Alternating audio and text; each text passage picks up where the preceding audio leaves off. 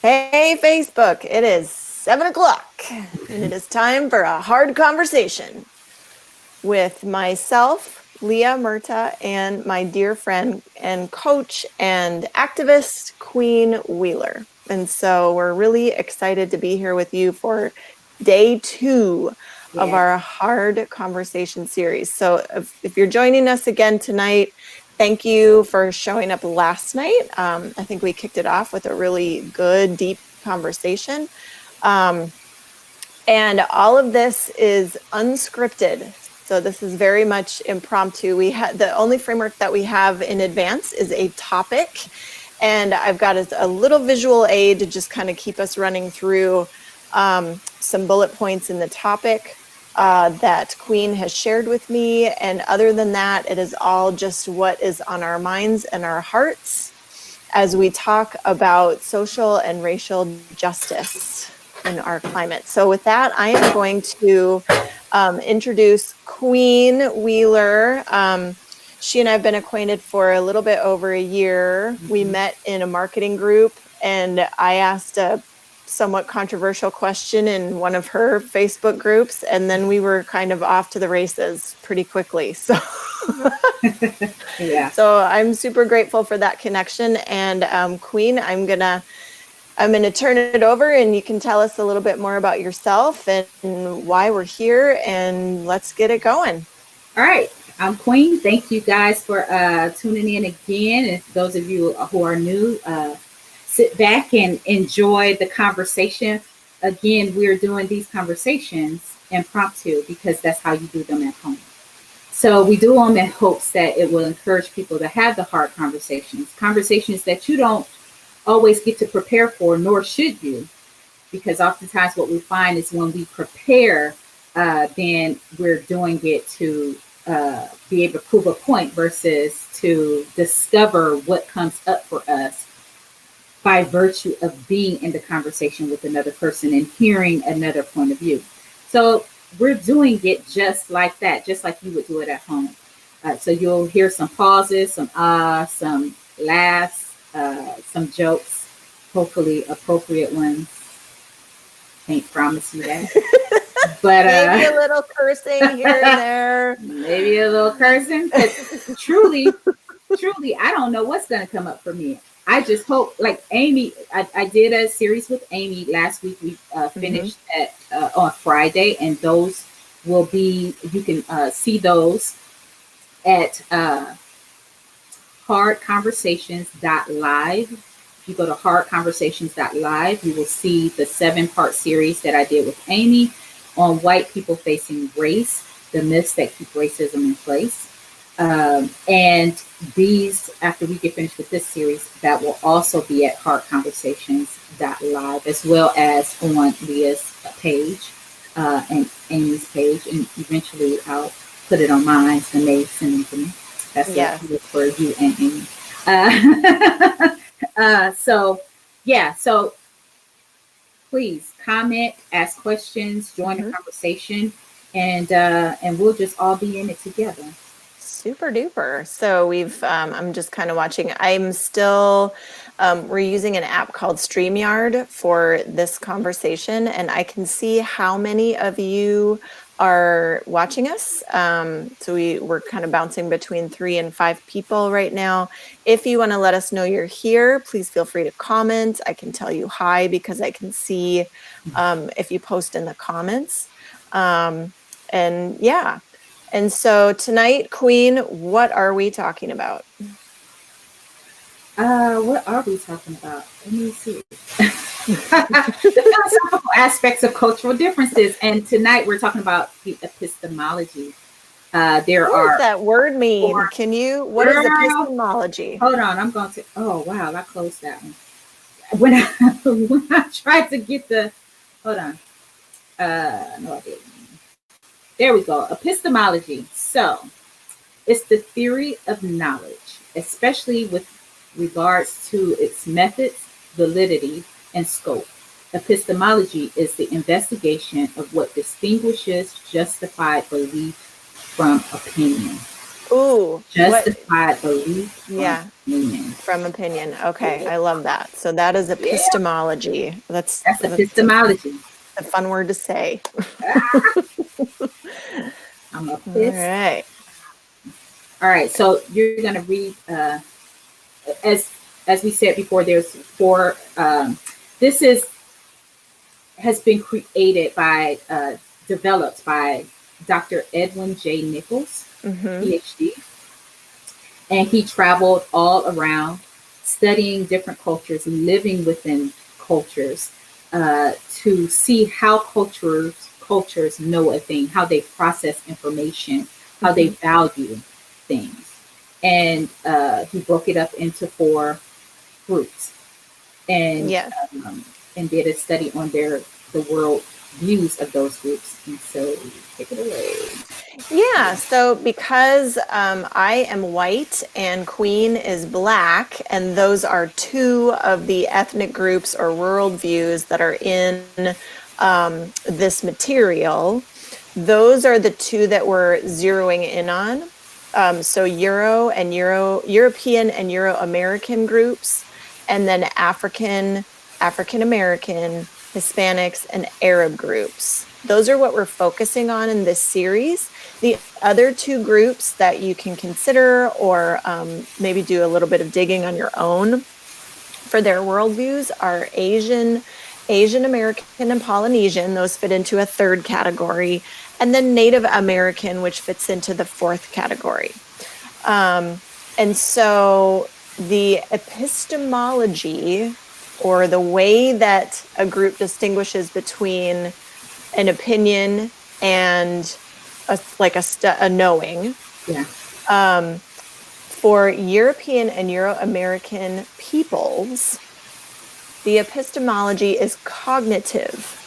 So if you're white, you probably know a thing through counting and measuring, through data, right? We tend to be data driven for our ability to know a thing. And if you're African American or Hispanic or Arab, your epistemology is affective, which means that you know a thing through symbolic imagery and rhythm. And those are really two very different epistemologies. So, Queen, Very. let us dive in. Yeah. Do you agree with that? Yeah, totally. Yeah. Although I do like to dance.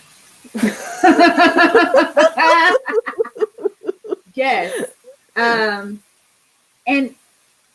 there is a difference between loving to dance, which many people do, many people love music, and learning or knowing a thing through rhythm and symbolic imagery. Before we even got on here, we sign in ahead of time so that we can get our mic checks and camera checks going on. And we could hear each other's background. You were listening to something that was giving you information. Yeah. I don't know what it was. You were listening to something that was giving you information. I was over here in party land. By the time because, when I got on, you heard my music. At first, you heard Sade. Sade was, had brought me down a little bit to mellow me out. But before that, it was Erykah Badu and Angie Stone doing a remix of a song that was really hyped and before that, there was another song like that, right? Because I knew that before I get on here, I had to feel the rhythm in order to get into myself and settle in myself. I had to be one with the rhythm. I had to be one with the beat. I had to be one with I had to move my body. I had to tap in to my knowing, right? Into the rhythm. And it's not just the rhythm of me, but the rhythm of my people. Like I was thinking of everybody. Like I envisioned myself with family, partying. I envisioned myself, with friends, like we were all doing it together. To include, I was thinking about my mother. Like it made me think about all of my people, my ancestors, my family, who are alive, those who I have shared experiences with, as well as what's going on in the world today, and how I connect to the people who we now march in the streets for and mourn. So yeah, I definitely, and imagery, symbolic imagery. Again, going back to the knee on George Floyd's neck, that was symbolic imagery for us. And so it incited something. It called forth something. Whenever we see those images, that imagery is connected not only to George Floyd, but it's also connected to the first man that was ever lynched, right? Yes. It's connected all the way back. So that imagery, that's the same man. We're seeing the same man over and over again. They have different names, right? They may have come through a different family, but it's the symbology of it, what it means, what it is speaking to us as a people, what it is speaking to us as far as how our lives matter or don't matter to a particular group, right? That imagery tells us a lot. It tells a story. So it's not just say, oh, well, that's one bad cop. No, no, no. The imagery tells us a story that's bigger than the two people that were involved. So I think this is spot on of how we know a thing, right? We listen to it, we hear it, we feel it. So yeah, spot on. And it's so interesting. Thank you for just that kind of summary of how you're coming to this space. For me, none of that played in. My focus was, I've got to get my family together and figured out, and everybody, doing whatever they need to do so that I can create a space so that what we put out there is feels, so basically for me it was about creating the container, having a private space, making sure I didn't have any distractions, having quiet, getting myself prepared, like visiting the ladies' room, just like those personal preparatory things so that I can get in here and help to create some kind of a good result. So my focus was what I need to prepare the details of this container so that we're going to have a good result from it. So data, results. And measure. Measurement. How do you know what measure are you using? How do you get there? What do you, what are the components that you need? All of that. And I think for me, we're getting a question from Amy saying, in response to your summary, Queen, that sounds like intuitive knowledge. Do you think the difference is because in general white people have cut ourselves off from our intuition? What you think? Because you white. Yeah, well, for me, I would suggest no. I've made a practice of tuning into my intuition. I will say that for a lot of years, I didn't always honor my intuition. I also have a really strong codependent streak that I work through daily and have been through a recovery process around, and that's continuing. So it's not so much that I'm not connected to my intuition. I feel like I'm really good at following the nudges of the universe. But I haven't always honored my intuition. And so I can speak to my experience about that. I'm not sure. And I know that many of my white friends have also kind of made a study of following their intuition as well. And so I'm curious about that too. I think that's a really good question, Amy. And thank you for. Well, wait a minute. That. Y'all just stirred something up for me. Okay. Because I'm over here like, are we even talking about the same thing? Because what the hell is y'all's intuition? Like, I'm like, what does intuition mean to you? Well, for me, it's the force that guides my choices on any given day. So I'll give you just today was a great example. But what is it connected to? Like, where does the intuition come from? What is it connected to? For me, it's the collective consciousness, what some people might call God, or a higher power. For me, I think of it as like a universal collective consciousness, higher self. That for some reason, now any other time, y'all, before this moment, like that's how you know we are in real time right now. Because before this moment, I was kind of good with that until I just started thinking about it. I'm like, well, wait a minute. Because that goes back into the white myths that I was talking about on the last one. And that's probably why it's coming up different for me, because we discussed it there. Because I'm thinking, okay, if the intuition is connected to the collective or to a higher being, either more y'all need to get into intuition, because I don't understand how the hell y'all ain't seeing what's going on out there. Yeah. Mm-hmm. Right? Your intuition, it shouldn't even take a picture. It shouldn't take a video. If that's the case, if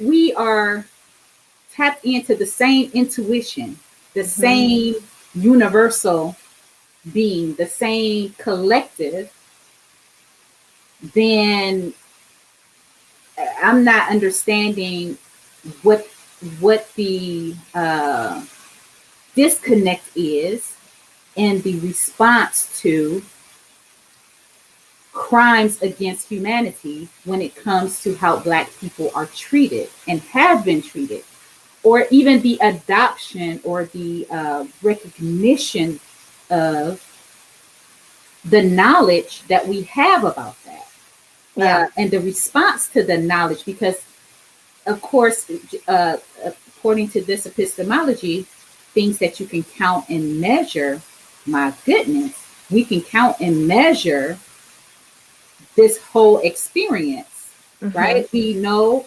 how many came through the Middle Passage. We know around how many enslaved. We know around how many died.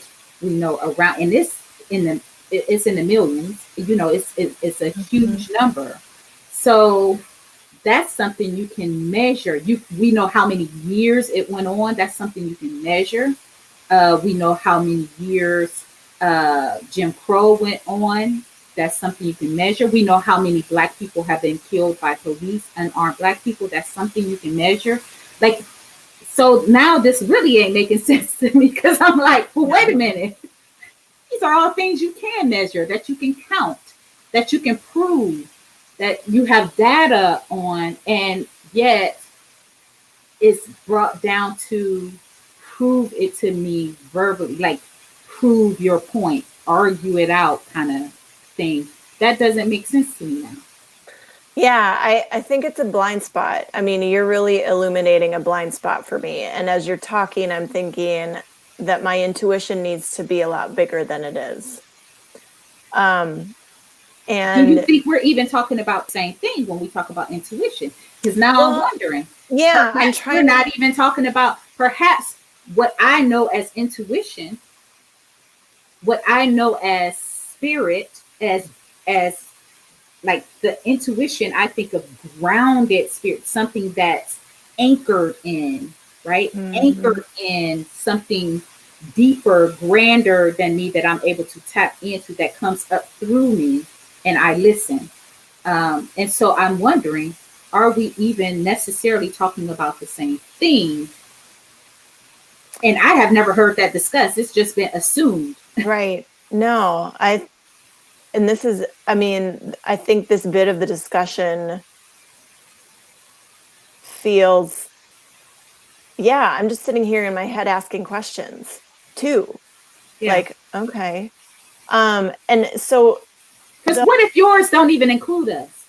Well, but it doesn't. That's it. Yeah. So is it really intuition then? I'm like, if it based off of, now I'm gonna say this, based off of your definition. Sure. Yeah. No, and that I right? Totally hear you. Yeah. It doesn't include Black people. That again, so that is the place where now you have invited me to go in and question. Like it's really, that is really juicy for me. The only thing that I can, like, what's coming up for me in that is I'm trying to go back to, I think that probably my intuition comes maybe more as it plays out, it comes more from experience, that from my own experience than from something I'm giving, than from the overarching thing, this umbrella consciousness that I've placed my intuition inside. And I want to say because if I go back to, okay, so I'm going to put this in a context of I've experienced some trauma in my life. Okay. In my formative years, I had this period of time where I experienced a significant amount of trauma. And so now I can intuitively spot perpetrators, questionable individuals within that realm of trauma from 10 miles away. Mm-hmm. And I no longer have to be a victim about that because of the experiences that I've had and the work that I've done around that. Right. And so that's an example of how what I call intuition can play out in present day. Right. The sixth sense. Yes. Yes. And so okay, so I have not been a recipient of racial trauma. Mm-hmm. And I don't have that intuitive muscle. And I don't include it in my intuition because it is not a part of my experience. I'm looking at this going, my awareness of intuition is actually a whole hell of a lot narrower than I ever thought. You know, that may open up for me another conversation, because one of the things that I have been very disturbed by and curious about is how it is that I see a lot of white, intuitive, spiritual people. I don't even know, like the ones with their third eye open, the ones that's shamanic, the ones that's yogic, the ones that are, right? Yeah. They all so spiritual, but yet they have no connection to what's going on around. They are incapable of living on this plane at the same time, right? Because Amy, I know you're watching. Could you please type in the gentleman's name that wrote that piece about spirituality? You know who I'm talking about. He's a pianist. She's going to type it in. But okay. He wrote a wonderful piece on it. And the way he described the different levels of being, which are the different planes that you are being on at the same time. Right. Mm-hmm. And all of these spiritual... It's Harry Pickens. Thank you. Just came in with that comment. Yes. Mm-hmm. If you could link that that particular post, Amy, we got you working, but if you could link that, because it's an amazing resource. So he describes the different levels of being that you are in at any given time, right? So it's the higher level where you're super connected to source, and go all the way down to you're connected to the ground, to the earth, right? Earth. And it doesn't seem like they know how to be connected up here and down here at the same time. So which is very curious to me, how, like, you're so in that saying, I don't know if you've heard it, but we used to hear it in the Black church all the time. They're so spiritually minded that they're no earthly good. Yes, I think that's a really accurate statement. And I think we do see that a lot. And especially myself, having been, super active in the yoga community for a really long time. And certainly have held that viewpoint personally for a long time. I really think it gives you kind of a free pass, at least in your own mind. Yeah, because you're telling it sounds virtuous, because what you're doing is telling everybody, well, if you guys would just come up here with me, then the whole world would be everything would be fine. Yeah. What? Yeah. Like that, like even back in the day when all yogis had to do and shamans had to do and all spiritual peoples had to do was sit around and hum. And I'm not making light of their work, right? But they didn't have to worry about mortgages. They didn't have to worry about kids. They didn't have to worry about electricity or gas in the car, what have you. Therefore, and they didn't have to worry about TV and all that stuff. They just had time to, right? Yeah. Now they had all that time to do that work. Yeah. And we still where we are. Yeah. That's the truth. If all of them put in all that energy. Yeah. Well, we did have all of this. Yeah. And people revered it more then, right? People revered it more even then. And that didn't work to stop this from happening. What is it that makes you believe that in this day and time, when all of that, if we all do that it'll work? Like, I'm not saying that it doesn't have its place, but because it does. It definitely has its place as an individual, because it helps you to take yourself up and out for a rest. Right. Yeah. For renewal. Yeah. But that is not the solution. Well, all of a sudden, literally in this conversation, I mean, seriously, the thing about intuition, like all of my thoughts about that have now completely flipped upside down. And I think there's still validity to my original statement of, I view my intuition as a tapping into a collective, but what freaking collective am I tapping into? Yes. And, that's the question. Yeah. And is it big enough? Is it a big enough collective? And is it a fully informed intuition? Right. And how can I just train that muscle in a different way? Yeah. And perhaps we need to, it will be helpful for us to even define and redefine or change languaging around it, Because, so what would that be? I don't know, but I know that we flippantly use intuition, the word intuition now, to mean, first of all, it makes us all sound deep. And I'm gonna tell you something. And this is we're not all that deep. I'm gonna tell you something. It might sound like I'm constantly like pulling stuff down. I'm not. I'm just pulling it down to earth, right? To where we are, where we're connected. And that's the use of all of these spiritual technology. Right. It's to enhance that we can the then connection. Get back down and connect in a different way. Not so that we can stay floating up here disconnected from each other.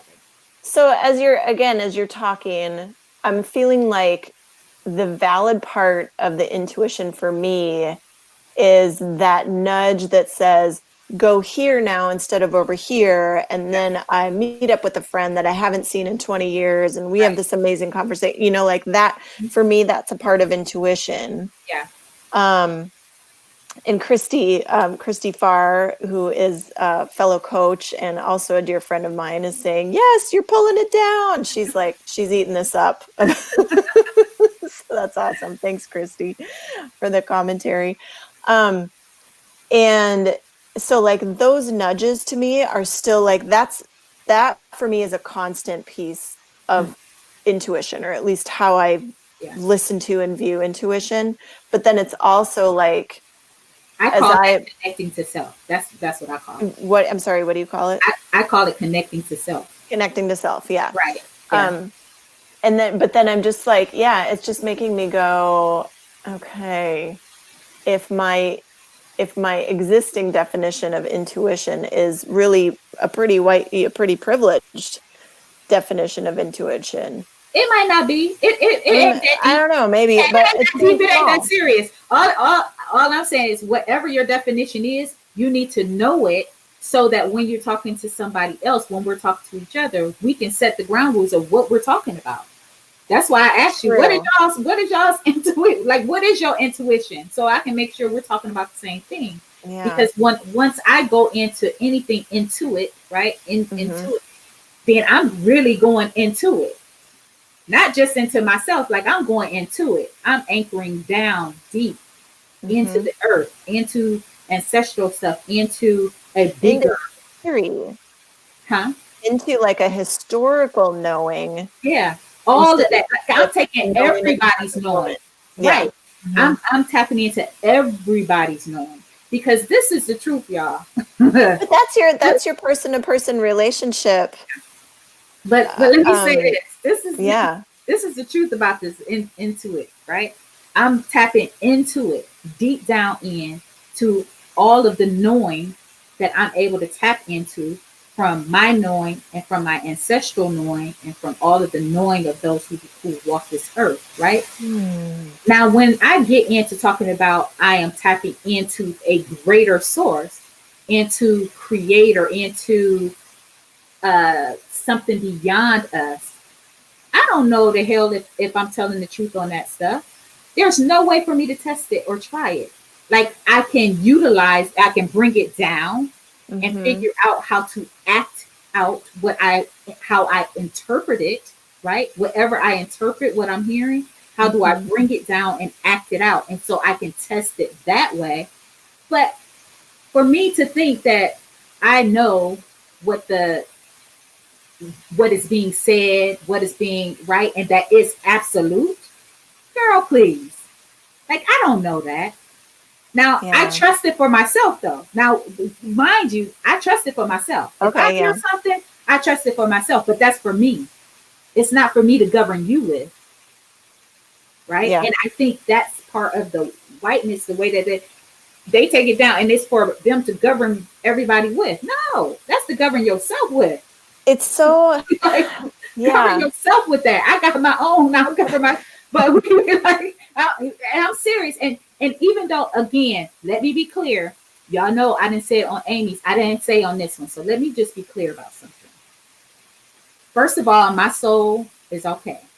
So okay. For all of you who feel like you need to pray for me tonight, take that time to pray for those who are suffering. My soul is okay with the Lord. Okay. So that's number one. Okay. When I'm talking about the creator, when I'm talking about this big concept that we often call God, and we assume that we are all talking about the same thing, which is not necessarily true, but this big concept that we call God, that we have no clue, really, right? We have no clue. The creator of all, in all, through all, that concept, like, I honor that. I don't pretend to know exactly what it is or how to articulate it. I don't pretend that. Like, I know within myself, but it ain't for you. It's for me. Right. It's you. Right? It's a personal relationship. For me. Yeah. Now, when I'm joking on stuff, I'm talking about the created God. There is a difference. Yes. So this created God, the Jesus that told y'all that y'all can own my people, right? People have historically utilized that intuition, that tapping into, right? Yeah. Tapping into a spirit that is guiding you in righteousness. And part of that righteousness is to lord over and to own and to acquire and to take and to all the stuff that we're getting into with this. I want to share a comment from Christy, because she really put it very succinctly. She said, we weaponize our ideas and intuitions and downloads. In quotes, downloads, in quotes. Girl, like, for real. That was a good, absolutely. And Amy says she's praying for you, just so you know. So you know that at least one person is out there pulling for But your salvation. I don't know who Amy praying to though. So I'm going. Look, So, as long as she ain't praying to the same one that told anybody they could own my people, I might be killed, or own anybody else's people, or abuse anybody, or kill anybody, or rape anybody, or pillage anybody, then we good. okay. She, Fair so enough. I think she that's fair. checked that off, right? Yeah. So if we go back to, I want to just go back to this epistemology Epistemology. and the cognitive approach of the European and Euro-Americans, we know through counting and measuring, versus the affective approach, we know a thing through symbolic imagery and rhythm. One thing that is coming up for me is like knowing my epistemology is, you know, analytical and data driven and yeah. I feel as you're describing your knowledge and your intuition of generations and culture and everybody who came up before you through the earth, what comes up for me is this big void of emptiness. And it's not because I don't know who my ancestors are. I do. They're Germans and England people from England. You know, I've looked at my family tree and I've seen the photos and whatever, but there's not this depth of connection. They're just people and photos on a page. And as you were talking about your connection to that history, to that generational relationship, I started to feel emotion and emptiness and like, why the hell don't I have that? And what could I do to cultivate it? And one of the things that I might catch some interesting comments for this one. And so I'm going to try my best to just keep it in my perspective. But I project that the reason white people like myself do so much cultural appropriation is that I've always wondered if there's that similar void. If we feel that similar void of, because we don't know a thing in that relational imagery rhythm kind of a way. Not that knowing things through data is bad. I don't think it's bad. It's not. It's needed. All of it is needed. Right. Yeah. Piece, right. Right. Yeah. But it just, when I hear about other ways to know a thing, those ways seem attractive to me. And like, wow, I kind of wish I had that. And this is the thing. You don't even have Amy's telling me I'm not alone. She said you're not alone. But look, you don't even have to miss out or want something else. Because if you have all of it together, all those four groups are able to express their way, then you have access to everything. It makes everything good, right? It makes everything balanced. Now, I would like to hit on, now you thought you just said something controversial. I'm about to take it there because we're talking about race and racism, right? So my wonder is, because this is the thing, I can't trace my family all the way back. Like, I don't know all of my ancestry, right? I don't know all my ancestry. Like, I don't know past my grandmother, actually. And so when on both sides, so when I talk, my great grandmother on my dad's side, but my grandmother on my mom's side. So when I'm talking about digging down into the ancestry and all that, what I'm talking about is, what I understand is I come from a people. I don't have to know their names. I know their stories, and I come from all of them, right? I come from all of them. I don't know who all was necessarily directly related to me through blood, but what I do know is that we're all one. We're all related. And we were related in an experience. We were related in a culture. We were related through the story, through everything, right? We shared the same melanin. We were born of the same dirt originally, right? In Africa, I know that, and because I know that, then I connect to them. I connect to them all, nameless. I connect to them. I connect to their experience. So My question is, could it be that nobody wants to connect to the experience on the white side because Yes, you have because to connect to those who did some horrible things, whose history may not be as flowery, oh, you know. so yeah, and I want to go back to what we talked about yesterday a little bit. And for those of you who weren't here yesterday, we kind of went into a big discussion about why we learned so extensively in this country about the Holocaust and how horrible that was. And of course it was horrible. And we are encouraged to connect with emotionally with that experience when we're kids and coming up through school. Like there's so much of that in the curriculum and in the diaspora, and like, right, it's just a thing.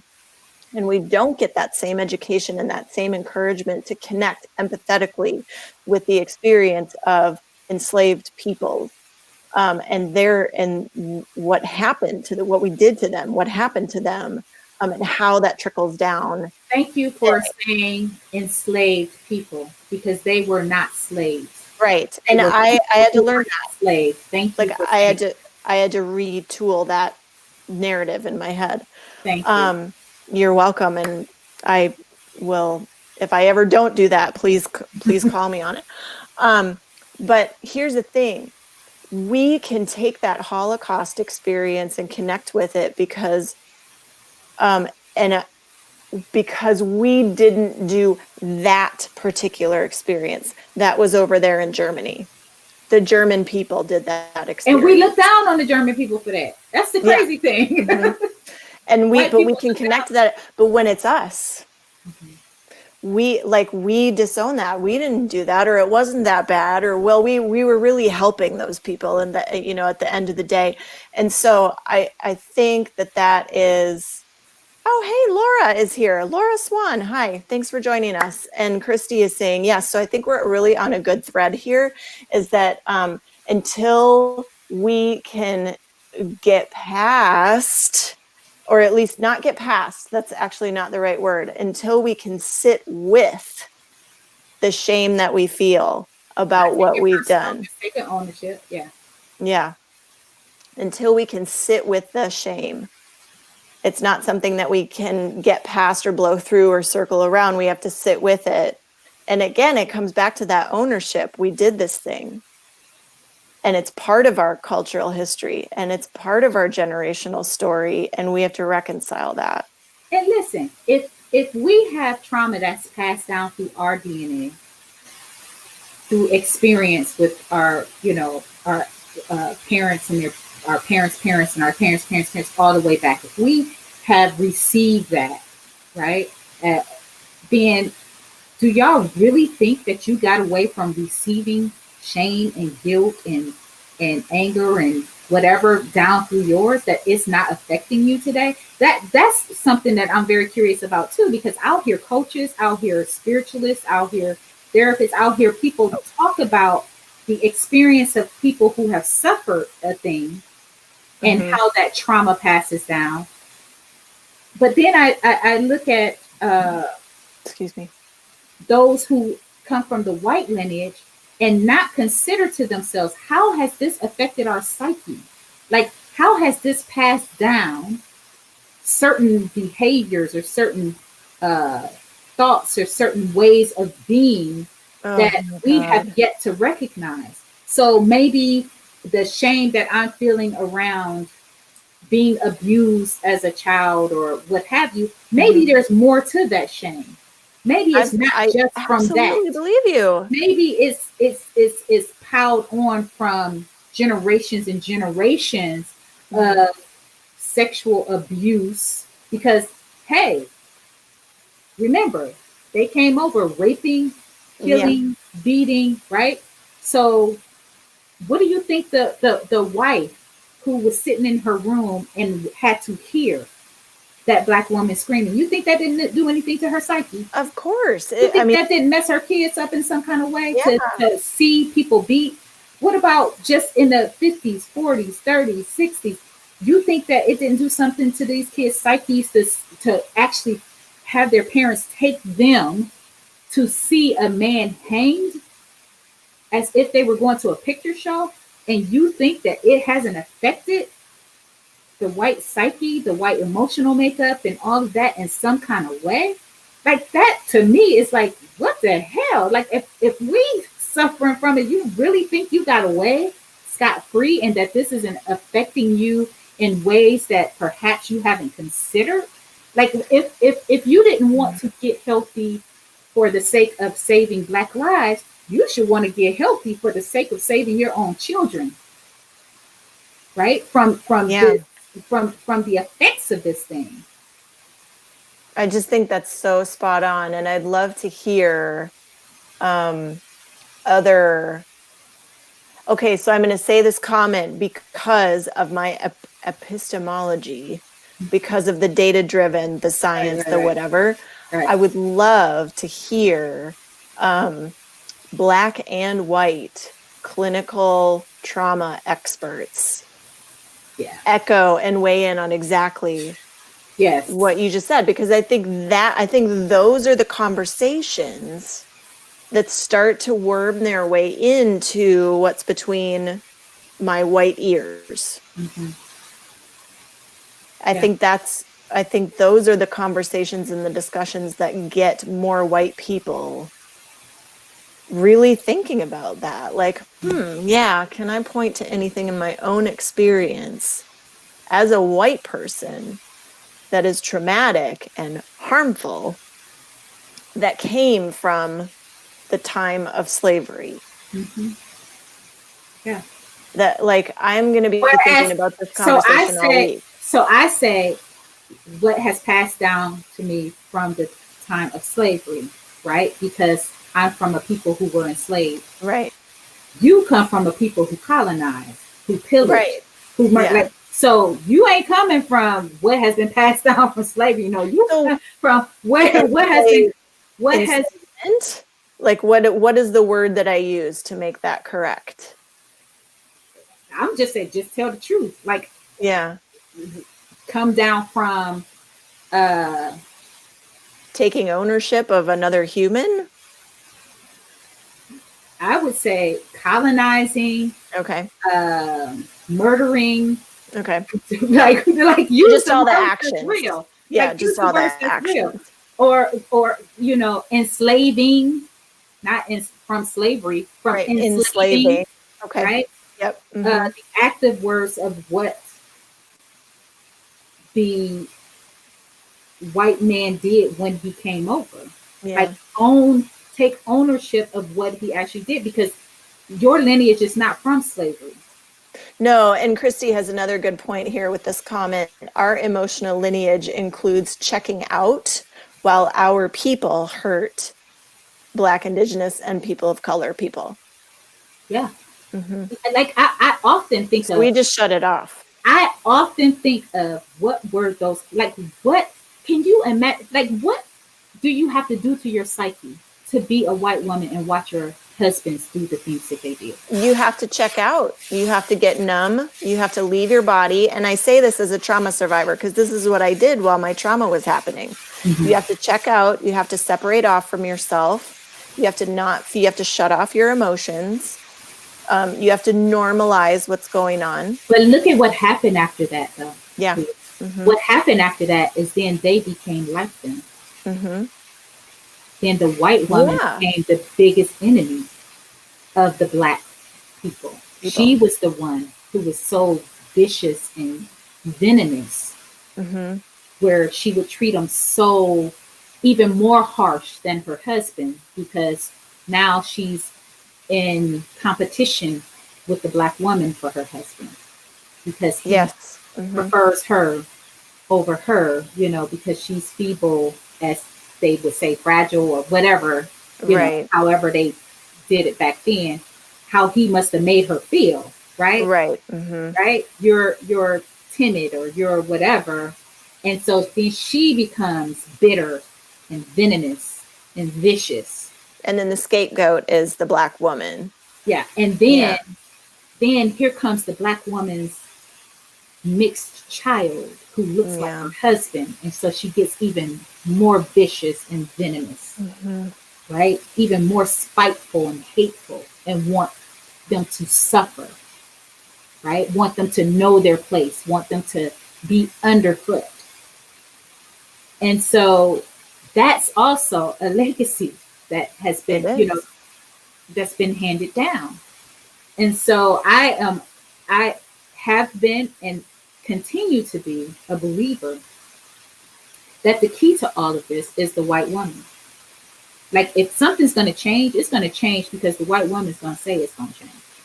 Like, I have more faith in y'all than y'all probably have in yourself. I'm serious. I believe, yes, that's true, because none of us know what the hell to do. Listen, I am betting on the white woman. Like, the world needs y'all to show up and do the healing, do your own internal healing, owning this stuff. Right? Again, not taking it personal, but taking ownership.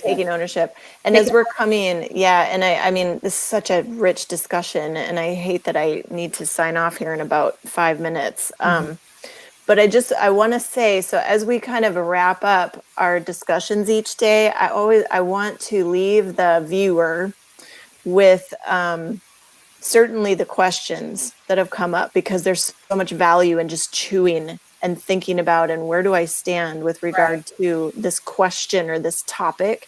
So, viewers, just know that there is value in you leaving with more questions, and you leaving not knowing all the answers, and you leaving not knowing what to do next, but really to think about and let this stuff work on you, and to not just go, that was a fun hour. Now, now I'm going to go make dessert or whatever. But just allow this stuff to percolate. And then I would suggest too, just because I enjoy action. Action makes my first knee jerk was to say feel good, but that wasn't really what I'm looking for in this context. Maybe to start feeling like there's some use to what we're doing. There's some forward movement. And so for me, the action that I'm going to take from tonight's discussion is to go in and really look at, what the hell does intuition really mean to me, and how can I broaden that for myself? And then looking at the story of the just what you said, like really claiming, I think many white women, I've certainly heard this in the last several weeks, and of course before that, but more intensely in the last few weeks. I don't know what to do. Where do I start? How do I, and so it's that just like that kick in the ass to stand up and claim your personal power, white women, because we have it. And to, use it, direct it in ways to increase your ownership of what happened, to really just take that in and go, I didn't do that. I may not have done this personally, but we, white women, white people, we did this. I'm a white person. I own a piece of that. Right. And then just continuing to work on your knowledge and look at the power that you have where you stand. Right. What power do you have where you stand? You watching these videos is a start, right? That's a start. I would also suggest that you go back and watch the other series that I did with Amy at hardconversations.live. Continue on this series. And then I think I'm going to do one more series after this, at least one more series. But what I will be bringing to you as well, white women in particular, is I'm going to do, I will be facilitating a program. It'll probably be a 30-day program for you. And this is why. Because even though I challenge you and I'm, and I go straight for it, right? I'm very direct in conversation around this. The one thing that I don't want you to do, and I know many of you are scared of doing, and a lot of you are very reckless at doing, which is blowing up your whole freaking life. Because right, you think we have to. Because your eyes just opened. Yeah. Like nobody needs you to blow up your whole life because your eyes are just being open. Because if you blow up your life, that means now you're going to be distracted with that and you're still not going to help make Right. Yeah.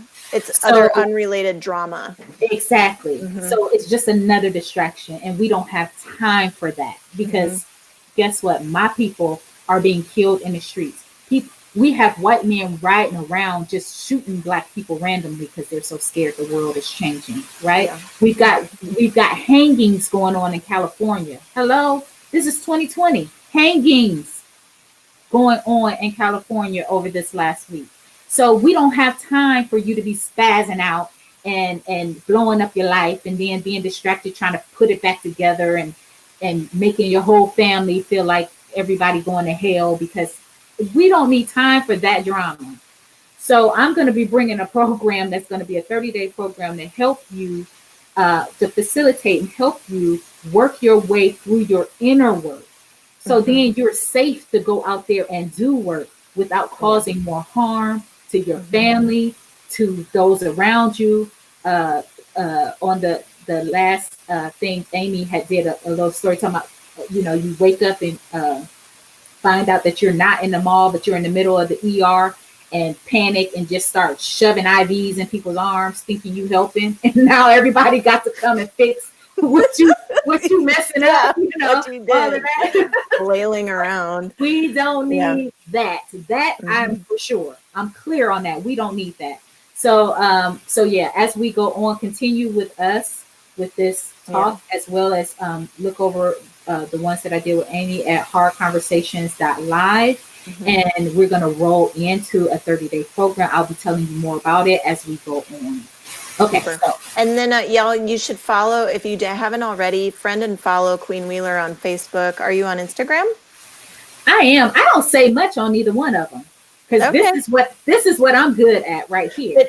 Now I'm good at writing too, but when I write, somebody just told me you need to articulate those things because your articulation comes across different than your writing. I think but I do write as well, and the writing is poignant. But right now, there's so much noise out there that I think it's time for real hard conversations rather than a whole bunch of armchair quarterbacks back there typing away behind their, and just being distracted. No, it's time to start. You are very consistent though about posting where and when you're going to be showing up live, and those come through on your feed. So when people want to find where you're going to talk next, they should follow your feed because you post there.